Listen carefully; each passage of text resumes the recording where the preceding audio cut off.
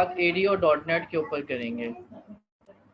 तो ADO dot net है क्या, पहले मैं थोड़ा सा तारुफ करा देता हूँ। Let me give you some introduction about ADO dot net, और उसके बाद जो है हम प्रैक्टिकली इसको देखेंगे। तो ADO डॉट नेट जो है एक आप यूँ समझें कि नेम स्पेस भी है, और जिसके थ्रू आप जो है डेटाबेस से कनेक्टिविटी कर सकते हैं। If you are working on .NET environment, then using ADO.NET libraries, you can connect to the databases। और ये 3 मोड्स में काम करता है। The first one is connected mode, disconnected mode, और through an object relational mapper such as entity framework. ORM framework के through भी हम कर सकते हैं। और इसके अलावा इसके 2 मोड्स हैं, कनेक्टेड मोड और डिस्कनेक्टेड मोड। तो when you are working on connected layer, आप डेटाबेस से कनेक्ट होते हैं, डेटा फैच करते हैं और डिस्कनेक्ट हो जाते हैं। And when you are working in this mode, then you are using connection objects, command objects and data reader objects। तो अभी हम कनेक्टेड मोड में ही काम करेंगे, तो मैं आपको शो करूंगा कि how we can work in the connected mode. While when you are working on disconnected mode, आपके पास जो है डेटा टेबल का ऑब्जेक्ट होगा। डेटा टेबल आप बनाओगे, उसमें डेटा फैच कर लोगे, डेटा सेट्स होंगे आपके पास। So you have a copy of the external data। उस डेटा सेट के ऊपर आप जो है चेंजेस कर सकते हो, उस पर उसको ट्रैवर्स कर सकते हो, और then you can use the data adapter to update the data source. तो डिस्कनेक्टेड मोड में आपने फैच कर लिया, डेटा उठा लिया और उस पर आप काम कर रहे हो, और आपके पास जो है वो एक डेटा टेबल के अंदर पड़ा हुआ है। जब उसमें आप चेंजेस करते रहो, और जब आपका दिल चाहे आप वो चेंजेस जो है डेटा अडेप्टर के थ्रू सबमिट करा दो to the database as well. जबकि कनेक्टेड मोड के अंदर जो है आप डेटा फैच किया और उसको आपने उठा लिया, फिर आपको डेटा चाहिए, आप फिर डेटा फैच कर सकते हो। Third method is to use an object relational mapper, जैसे हाइबरनेट हो गया या एंटिटी फ्रेमवर्क हो गया। तो उसके थ्रू आप जो है डेटा फैच, आप जो है एक मैपिंग होगी, आपके पास जो है ऑब्जेक्ट्स होंगे। प्रोग्रामिंग लैंग्वेज के अंदर, C# के अंदर मिसाल के तौर पर आपके पास ऑब्जेक्ट्स हैं जो कि डेटाबेस के ऊपर मैप कर रहे होंगे। आप उन ऑब्जेक्ट्स में चेंजेस कर रहे होंगे, और अल्टीमेटली जो है वो डेटाबेस में रिफ्लेक्ट हो रही होंगी चेंजेस। तो प्रोग्रामिंग लैंग्वेज के ऑब्जेक्ट्स को आप मैप करोगे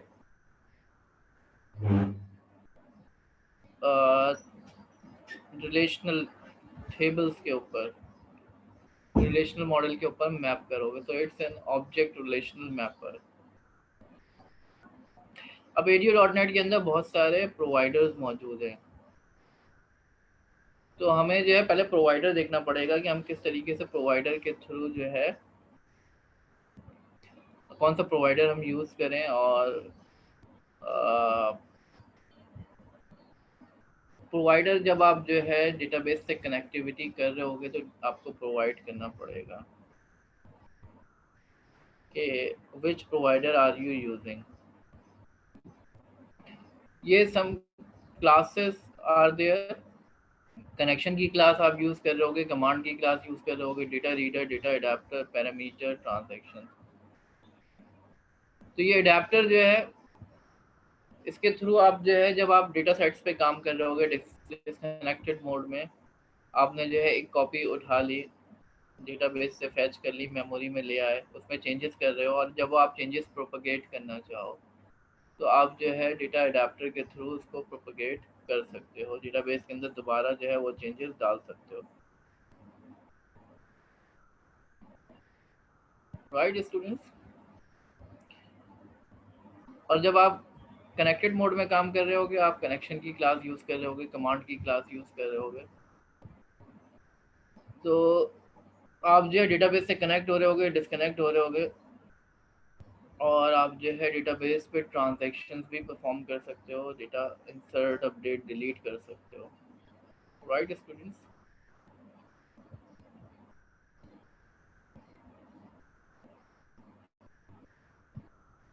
तो आपके पास मुख्तलिफ तरह के प्रोवाइडर्स हैं और उनकी इम्प्लीमेंटेशन भी थोड़ी बहुत डिफरेंट हो सकती है, क्लासेस के नाम थोड़े बहुत डिफरेंट हो सकते हैं। जैसे आपके पास जो है एसक्यूएल कनेक्शन की क्लास हो सकती है वन प्रोवाइडर के अंदर, and in the other provider you could have ODBC connections, right? Then we can have db connection class, idb connection interfaces. So ये थोड़े बहुत जो है there could be some slight differences,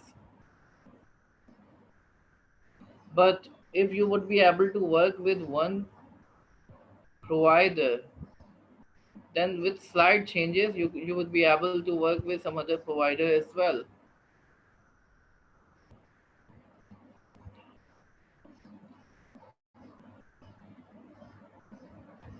तो डेटा प्रोवाइडर की बात करें, डेटा प्रोवाइडर जो है आपको क्या चीज़ें प्रोवाइड कर रहा होता है। you would have a connection object जिसके थ्रू आप जो है you could perform the transactions,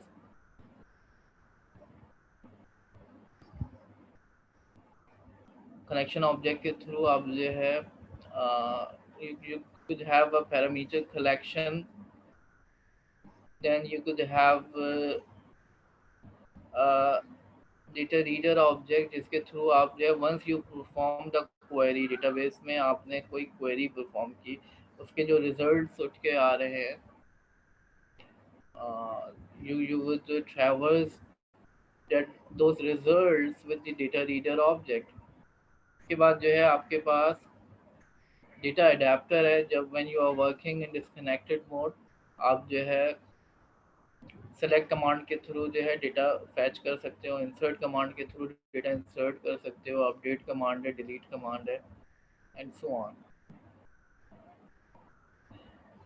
तो अगर आप जो है डिस्कनेक्टेड मोड में काम कर रहे हैं, आपने जो है डेटा टेबल के अंदर डेटा फैच कर लिया, you could bind it to a grid view पे बाइंड कर दिया आपने, और then you specify the select command, insert command, update command, delete command, जिसके थ्रू जो है अगर कोई अपडेट करना है, इंसर्ट करना है, डिलीट करना है, those operations could be easily performed. Microsoft ने कुछ प्रोवाइडर्स दिए हुए हैं जिसको हम इस्तेमाल करेंगे, और हम जो है कनेक्ट टू एसक्यूएल सर्वर, आज हम एसक्यूएल सर्वर से कनेक्ट करके डेटाबेस कनेक्टिविटी करके देखेंगे। तो सबसे पहले जो है आपको जो है इस बात का ख्याल रखना है कि आपका जो डेटा सोर्स है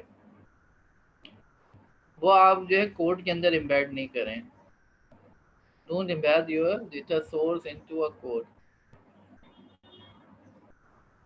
बल्कि you should have a configuration file जिसमें आप स्पेसिफाई करेंगे कि कौन से डेटा सोर्स से आपने कनेक्ट होना है। तो first of all let's create a database. मेरे पास एसक्यूएल सर्वर इंस्टॉल्ड है,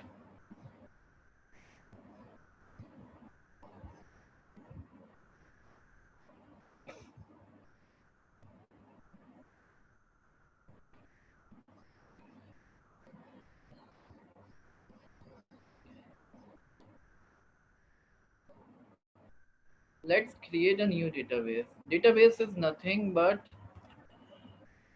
a repository where you can store your data in a structured format. Structure format में किस तरीके से आप डेटा स्टोर कर सकते हैं। So let's create a database, इसका नाम रखते हैं school.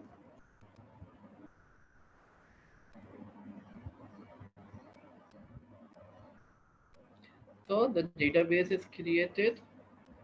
What we have done, using the right click on the database node हमने स्पेसिफाई किया कि एक डेटाबेस क्रिएट कर दिया जाए, new database, and then we provided the database name.